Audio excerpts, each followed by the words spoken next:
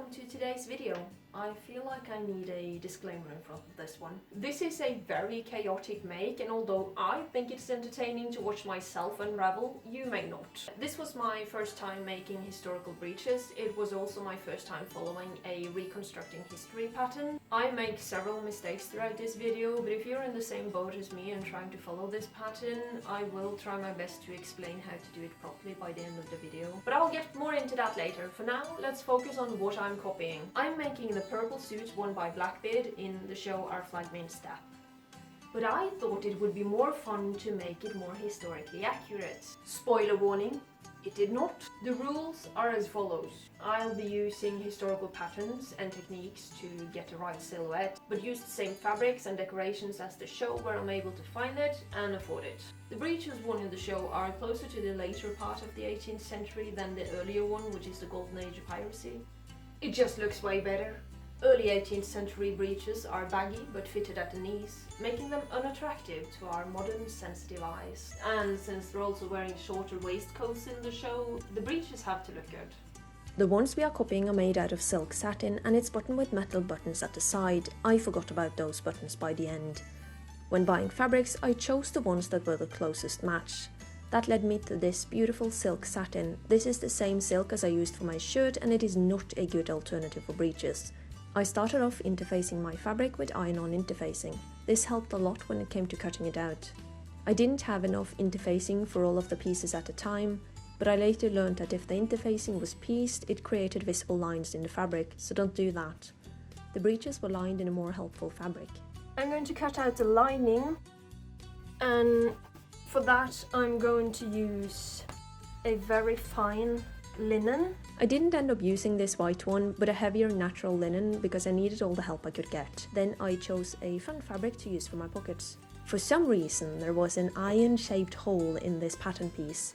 I have no idea how this happened, but I've decided to blame the cat. This pattern calls for 2 side pockets and 2 front pockets. The pattern asks for the breeches to be bag-lined, but because of the flimsy silk I went ahead and flat-lined.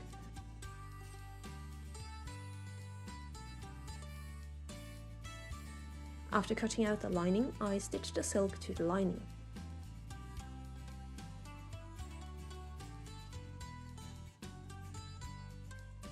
It's important to use silk thread for this or else your stitching will leave permanent marks. After that, I transferred my pattern markings to the pieces.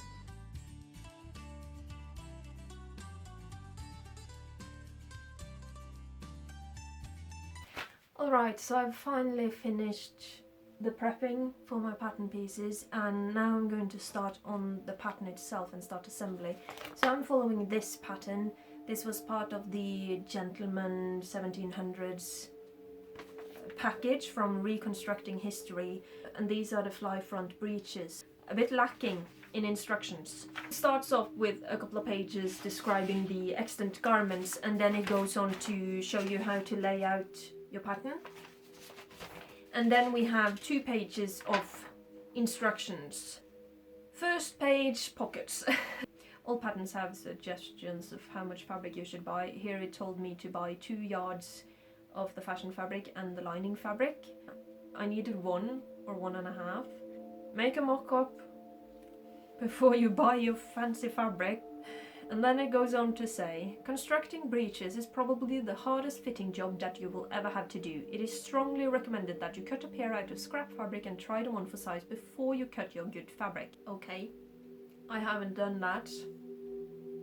Then it goes on to talk about pockets. The front pockets are the ones that goes in the front, while the pockets are the ones that goes on the side. They're called side pockets in the pattern though. The pattern calls for all of the pocket pieces to be sewn in scrap fabric, but I went ahead and cut out 2 of them in the fine fabric because, well, these are going to be my mock-up, I guess. And these aren't sewn after the pattern. I did my own thing with these because I didn't know what to do, and the show doesn't follow this pattern either. There's a gap and you can see the fabric underneath, and really that doesn't really matter if you wear this properly. But because of this, I decided to have the inner part of the pocket be in the fine fabric, just so that if I do choose to wear them without a waistcoat is not going to show. First step, cut out the 4 front pockets. Number 2, slash the leg fronts along the blue dashed line for your size. That's this line right here. It's green right now. Lay a front pocket piece on top of the leg fronts, right sides to right sides. Align the tall point, I guess this one, with the point above the blue dashed line on the leg fronts. Yeah. So it wants me to sew this one on, and that's going to be in the scrap fabric, not in a nice one. Sew the front pocket to the top and slashed area of the leg fronts. Do this for left and right legs. Repeat with linings, if lining. I do hope you intend to... Then, number 4, lay a pocket, not front pocket, pocket piece on top of the leg fronts, right sides to right sides. Align the mark with the pockets on the mark of the leg back where it says, yeah, so it wants me to sew the side pocket, and it never tells me to sew the other side of this pocket. I guess when it's referring to if you want to sew a lining, if you want to have a lining, you should do the lining now. But this is supposed to be a functional pocket, and right now this edge is just open and there isn't a pocket there. It never tells me to sew it in. Also, when you have really good fabric that doesn't fray at all, I'm sure you can just open this up and then stitch it down. But if you're sewing this in any sort of modern fabric, I would think it would be better to sew the pocket on first and then slash it open. Because that way you are sure that it's not going to fray into nothingness when you do. I was planning on sew this on the machine, but this edge frightens me, so I'm going to do it by hand. Starting here, stitch up and then all the way over to the end of the pocket, leaving a little opening for seam allowance. And I'm going to stick very close to this edge because I think that's what it wants me to do. It's just a line. It doesn't tell me if there are any seam allowances included on this or whatnot.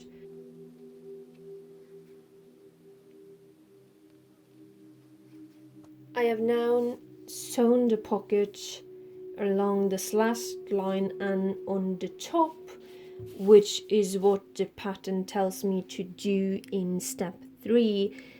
And then it ends with repeat with lining if lining. Does that mean closing this pocket is optional? Because on the second one it goes on to the side pockets. Anyway, I am now going to divert from the pattern, and we're actually going to close up this pocket with the other pocket piece that it told me to cut out. Step now is to sew on the other part of the pocket, so I'm going to do more or less the same thing where I just pin it on right here and then stitch down the slashed line. Then I can finally open up the slashed line. I'm going to do a bit more securing down here at the raw edge on the inside, but later on there will be a step that tells you to do a funny little bar stitch right here to protect it from ripping.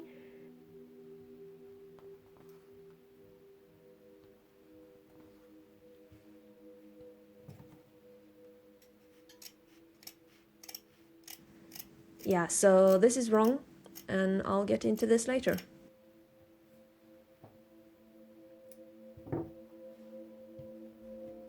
The techniques used in this pattern is new to me, and I enjoy spreading the instructions out outside of their designated brackets. I also never caught that this pattern had included seam allowances. I followed the smaller size, but with added allowance. But if I hadn't, I think the smallest size might fit me.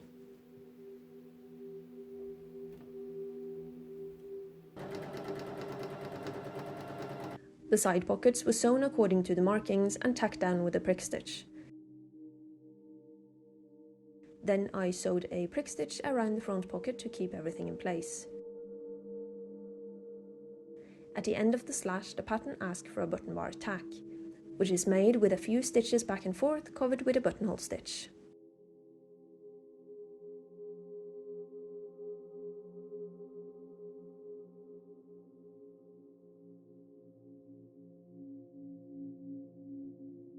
Okay, so we've done the pockets.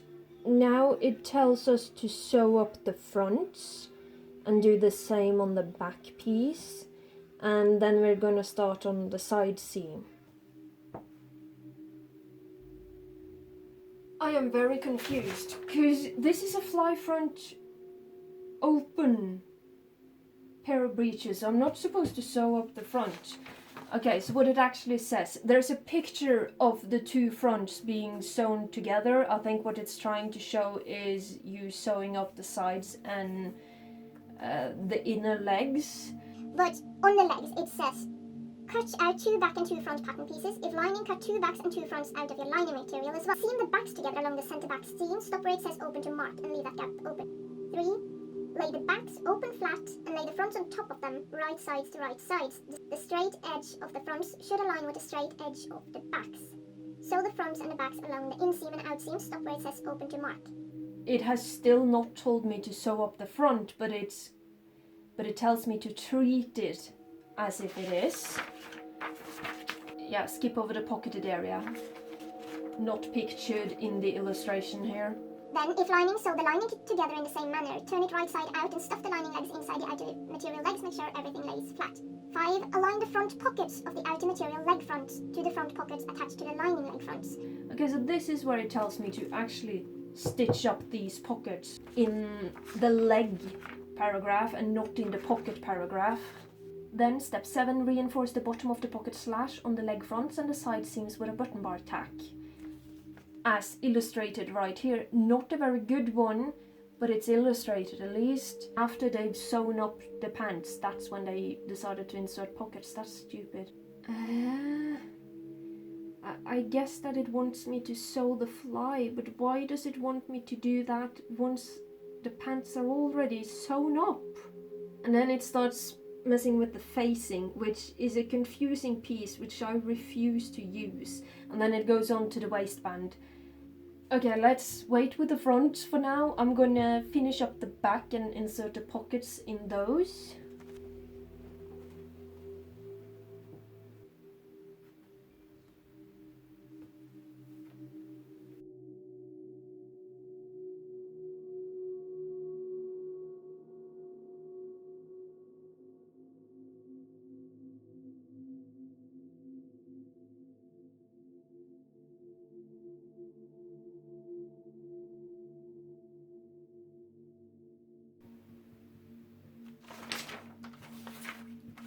I guess that on finishing touches it does tell me to hem or prick stitch some of the raw edges, so I guess that means those edges who should be finished can also be done that way. I'm gonna whip stitch this down. It's flat-lined. I'm gonna use flat-lining techniques, I guess.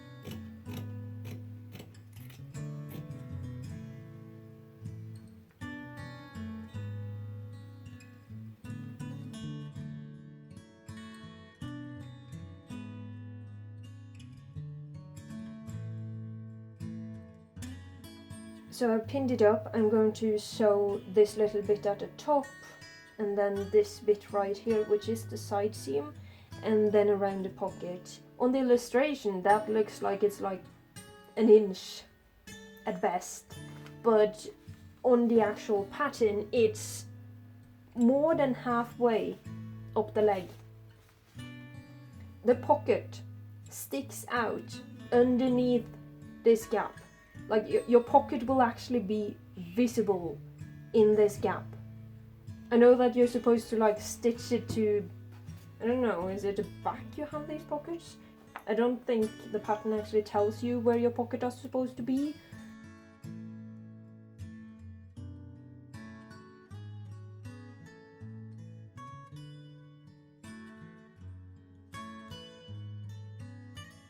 Then the fly. This is similar to a modern one, just a folded piece of square fabric.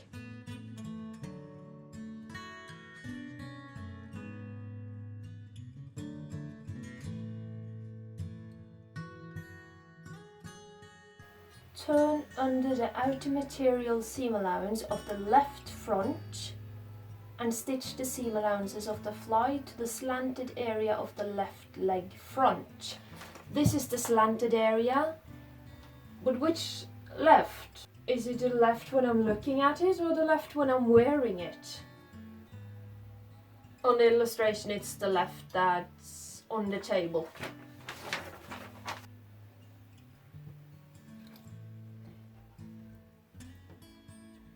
It sticks up quite a bit above where it's supposed to. It's like a centimeter too long. I know that my markings are correct, and I don't want to stretch this.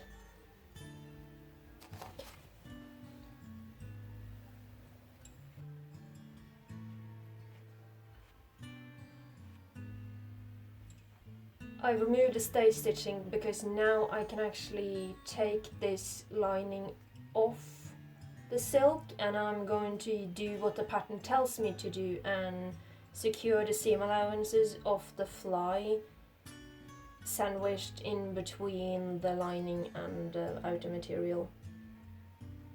It's already bulky. And stitch it.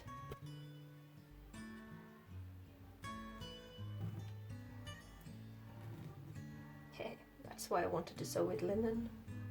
Turn the lining seam allowances toward the outer material and finish with a hem stitch. A hem stitch. So included in all of these patterns you have a little summary of the different period stitches so that you can look up what they mean when they're referring to it. And there is no hem stitch in it. Great. I ended up using a tiny whip stitch.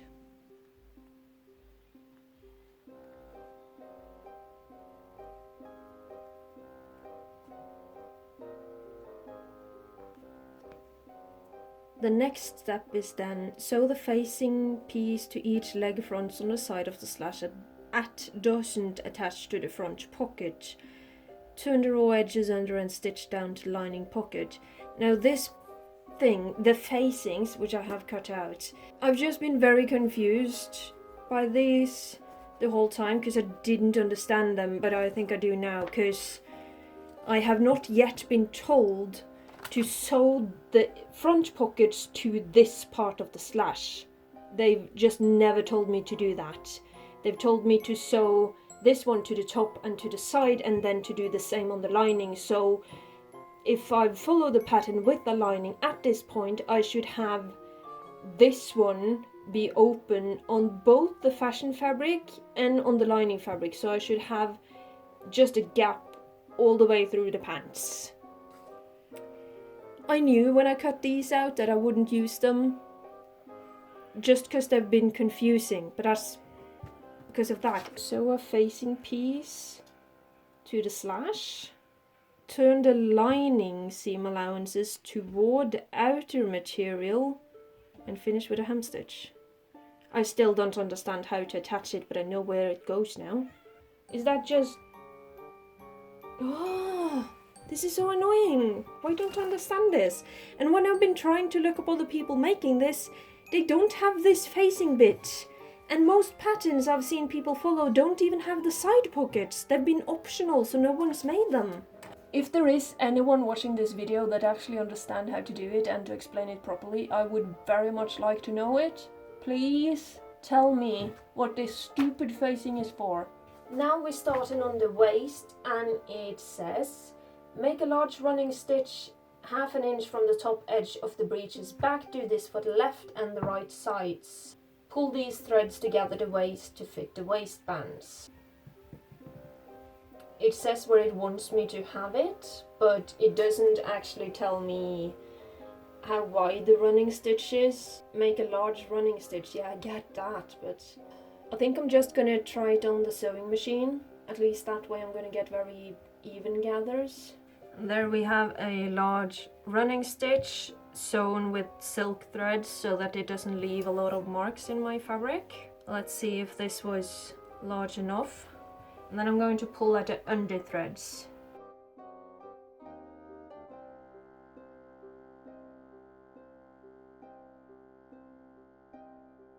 So now it looks like that.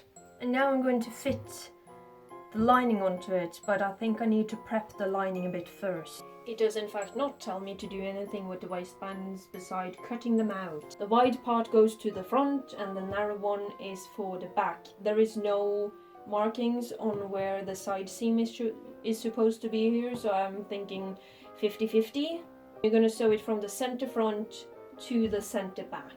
This part here is what I don't understand. You want to catch the entire top of this, including this inner pocket, into the waistband, but not this pocket. It's supposed to be free. But what about this part right here? Because right now I've avoided sewing this top right here, but it's still an inch, or it's almost 3 centimeters. That is just left loose. It's not gonna get caught in the waistband, but it should.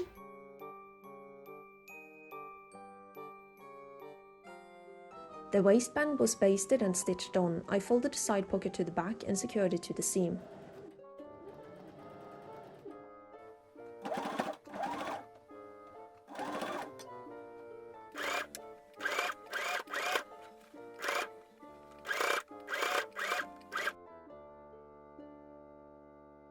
Then the sides were sewn and the waistband was turned right sides out.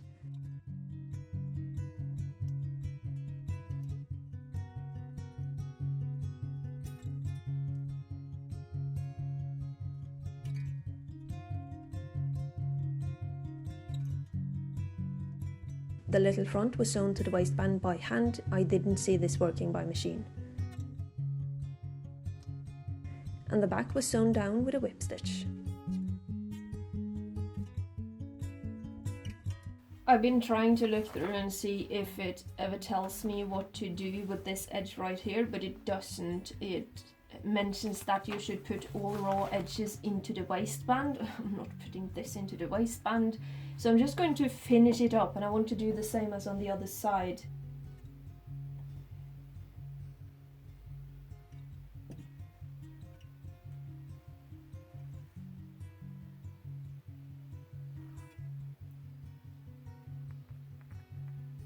It's a while since the pattern told me to sew up the inner leg seam, but now that I'm finished with the waistband, I'm going back to that part and we're going to stitch this entire seam up and then fill over the edges. I'm guessing I'm just supposed to like sew it up until that point.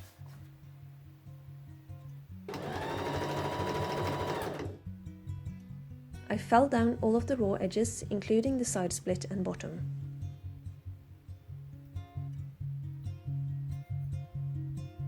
Cut 2 knee bands from outer material and lining, sew them together along all edges but one turn and finish the last edges with a slip stitch. Find the knee bands at the very bottom of the legs and stitch down along the top and bottom edges, leaving the button end at a buttonhole and unattached.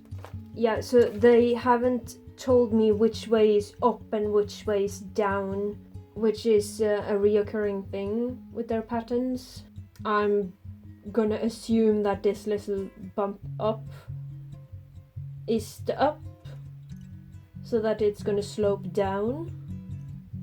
Or maybe it's the other way around. It's probably the other way around, actually. So I started pinning this on to get an idea of where it should be. So I pinned it on at the very bottom, but when I read through the description again, that was wrong. It's supposed to be fitted alongside the bottom, because it says you're supposed to stitch down the top and the bottom of the knee band, so it needs to be somewhere where that can happen. But I found something else, and that is that this thing is too short. It sticks out like 1.5 centimeter at the end. It's almost as long as my leg is right now. This was cut out in the size in the pattern, while this has been taken in with about 10 centimeters. So that should mean that the knee band either had to be sized up, or that I'm supposed to gather the leg into the knee band, which no, you're not supposed to gather it into the knee band. So yeah, I'm confused.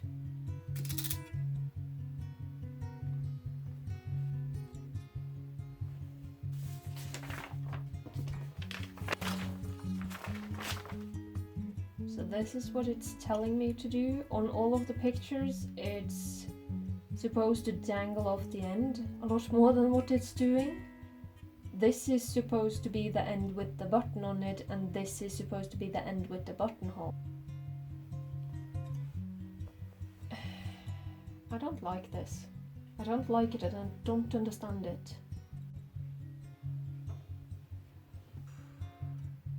Next day, I've finally given up on this pattern. I wanted to try and follow it in the hopes that I would learn something new, but the only thing I've learned is that it's best to not follow the description at all. I know that reconstructing history are known for not being especially beginner friendly, but most of their guide is just wrong. So last night I looked up a tutorial which was really helpful. I'm gonna link it down below for anyone else who are struggling with this. And I've done several mistakes which I was aware of, and I probably won't change most of them, but I'm gonna show you how you're supposed to do it, so you won't do the same mistake as me. First of all, the knee bands. The pattern tell you to put them on this way with the broad end at the front and then the narrow end at the back, because this is where you're supposed to have a button, and that's just not right. In every single pair of breeches I've seen a picture of or a tutorial, it's always the other way around, where you have the narrow end at the front so that it can sort of sticks out, and that's where you're gonna have the buttonhole or the buckle. Even in the illustration in this pattern, it's the other way around. There are several illustrations here and they all tell me to do it the other way around. And it's also supposed to be a lot longer than what their pattern made. So it's just wrong. It's just wrong. Most of the tutorials I've seen have also just sandwiched the leg into the knee band, which is a more practical way of sewing this. That also hides away this end. Now, it's not uncommon for patterns at this era to do stuff like this, where you finish off an edge and then attach stuff on top of it. It's not that practical seen from a modern view, but it was common, so I'm just gonna let that fly. It's not a lot of tutorials of this exact era, but they all attach the knee band underneath and not on top of it. But this is where I need my knee band to be, because my knee starts right here, so I'm gonna have it like that. I'm just gonna flip it around. Then it's the fly, and it's obviously the wrong way. I tried to follow the pattern. It tells me to stitch it in between the lining and the fashion fabric on the left side. This is the right side, so I was I was confused by the whole, is it the left leg when I'm looking at it or when I'm wearing it? And on the illustration right here, it looks like it's attached to this side, so that's why I stitched it onto this side. But the fly is supposed to be on the other side. Not just that, it's not actually supposed to be attached to this seam right here. If you want to make a proper functional fly, you need to fold this in, and you can attach it to the waistband if you want, and you're gonna have a seam down here on the inside into the lining, and then you have your buttonholes on this, and you attach the buttons here and then attach it like that, and that's a functional fly. To make this practical to unbutton, you should have it be sewn down on this side and open on this side. That way you can do up your own buttons from the outside, which is how you would make a modern button fly. Other mistake I did, which is the facing. The pattern never tells you to stitch the pocket onto this side of the slash. It's supposed to be open, and what you do instead is you get your facing and you stitch it to that side, fold it in. Now you have a nice open edge, and then you're supposed to take this part on the wrong side obviously and attach it to the side. It's a bit difficult to show you with all of these pockets in the way, but this is the waistband. This is the slash right here, so you're supposed to have this all nice and pretty and folded up and then attached here, and then this is protecting this edge from wear. If you have a lining, that's not really too necessary. The only thing is that if you do follow this, then you need to stitch up the pocket at least a bit of the way. That in the tutorial I found the pocket was stitched closed partly up the slash, which just doesn't seem practical to me. And then the slash is just left open all the way into you. It's just open. And obviously if you do have open slashes at the side, then it's going to be a lot easier with this stupid fly to unbutton it, because you can get your hand underneath. At least if you have dainty little hands like me. If you're a big manly man, you're probably going to have more issues with that, because the slash doesn't change in size. But then again, that's going to make it easier if you suddenly need to whip your dick out and don't want to undo all of the buttons. You can just open the fly from the inside. So practical. I'm sure that's the reason why it's like that. If I sound a bit mad, it's because I am. When it comes to the fly, I need to move it to the other side. I don't actually want to remove this because it's stitched in there pretty good. And for modesty, it's nice to just have a little placket there, because this thing is not... You're gonna need to have underwear that matches the color of your breeches, because it's going to show through this fly. So instead, what I'm going to do, I thought about just adding another fly on this side with the buttons in it, but I think what I might do instead is just to sew buttonholes directly into the lining, so that way you won't be able to see the head of the button. Maybe poking into the fabric a little bit, but I don't care. So that's an option, because I think either if I do the same as on this side and attach it to the slanted edge, or if I do it into the lining, it's going to be equally difficult to unbutton this. It just sounds like less work to sew them into the lining, so I think I'm going to do that. Obviously you could also just use snap buttons or something easy like that, but no, we're going to sew buttonholes because it's so much fun. I've also just spent 2 hours sewing nice fabric covered buttons, and I took another look at the reference photo, and he has metal buttons. They're silver.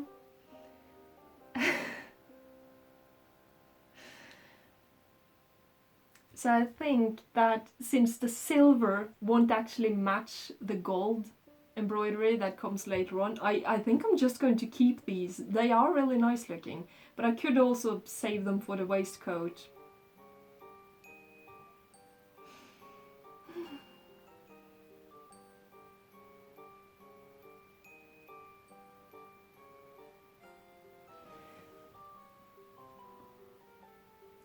I did buy a wig for this cosplay, but I think by the time I'm done with this entire costume I won't need it, because my hair is turning grey because of these patterns. Well then, I looked to see if I had any good options for silver buttons. These were a little too small and my fabric covered buttons didn't match my waistcoat fabric, thus I decided to use them for the breeches. We can pretend I'm doing this because it's more authentic or whatever, but really it's just to make me feel better. I made 17 of these. The first one took me about 10 minutes and the last one only 5. You make them by gathering the fabric around the button, then tightening the fabric with several stitches at the back.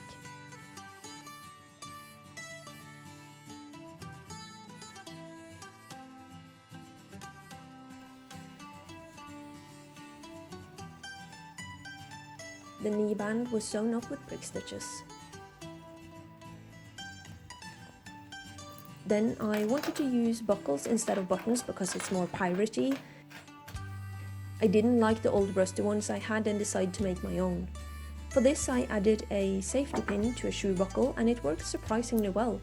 I also preferred this thin needle instead of the thicker ones because my fabric would probably rip. I didn't bother to stitch the pockets down and instead trimmed away the seam allowances with pinking shears. Buttonholes were sewn to the front, nothing fancy, just fast and simple buttonholes.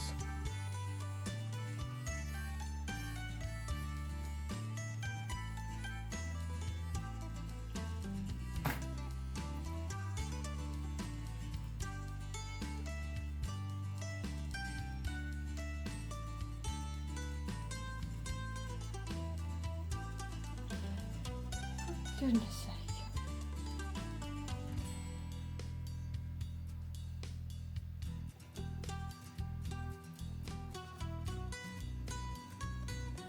In the end, I found the perfect use for my facing pieces.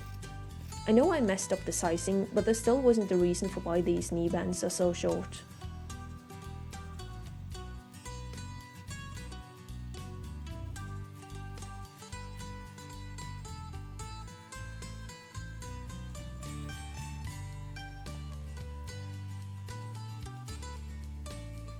Make thread eyelets where indicated on the pattern piece, and then this whole thing is just about them. And then finally, make 3 buttonholes and attach 3 buttons on the front of the waistband. Good. Make 2 smaller buttonholes and attach 2 buttons. Doesn't say where, but I assume it's the fly. Make a diagonal buttonhole in each corner of the front pocket. Great. Attach a button underneath that point, okay. Make 5 equally spaced buttonholes on the front sides of the leg openings and attach 5 buttons opposite them. I've mostly seen people make like 4. So 3, that's not a lot.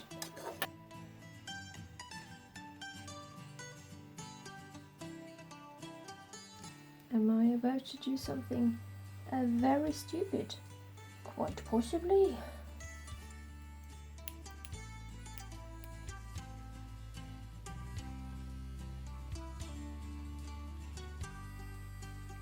The first time I tried to follow this pattern, I put the waistband on the wrong way. It doesn't mark which way is the front, and I thought the markings on the narrow end were the button placement. Breeches look weird, but that looked weirder.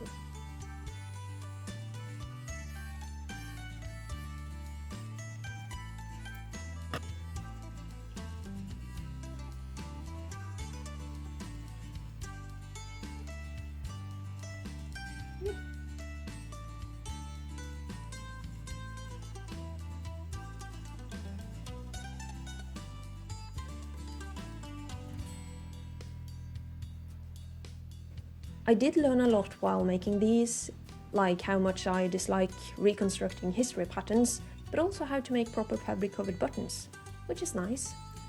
Hopefully someone else will find this helpful, or at least entertaining. And that's it. It's finally over. And I guess I have no choice but to stand up now and show you what they look like.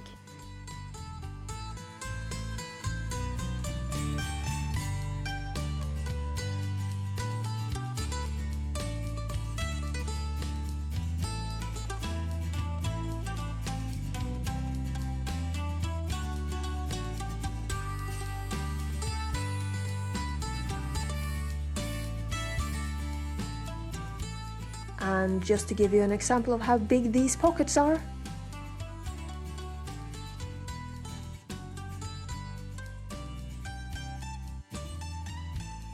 Thank you for watching. Until next time.